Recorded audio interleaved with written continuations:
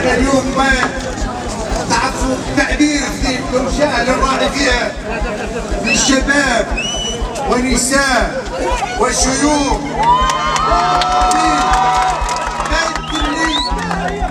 ما يمكن واحد يدير كلام وتعبير نضع عنه في الصورة للراعي فيها العظيمة. ما يمكن لي تعبير ما يمكن اليوم نهار كامل.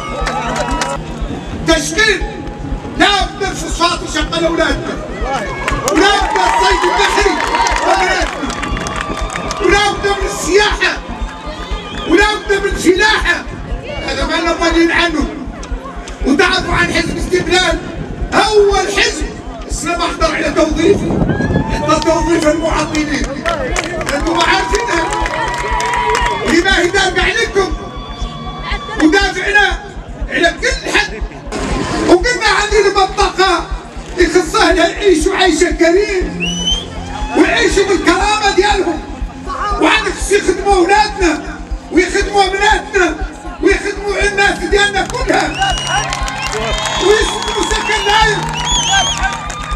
تصدقوا الخطاب السياسي ديال السيد نبيل العام اللي هو راجل طيب واللي هو مثل من السياسة. شدوا في السياسة، الله يرحمه هو رئيس الحزب وابوه في السياسة وهو امير عام ديال حزب الاستقلال. وكنشكركم جزيل الشكر. في الوقت اللي الحمد لله ملي مشاو الاسبانيول كانوا عشرات اللي عندهم البكالوريا، اليوم عندنا المئات اللي عندهم الدكتوراه وعندهم الماستر وعندهم الاجازة الحمد لله.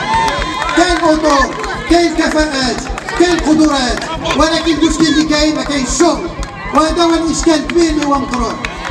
هذه الحكومه جات تقول بانها اليوم كيفاش بغيت هذه الحكومه تحل المشكل ديال التشغيل، كيفاش انها وهي ما تتوفيش بالوعود ديالها. علاش؟ لان هذه الحكومه مضربه غير مع راسها.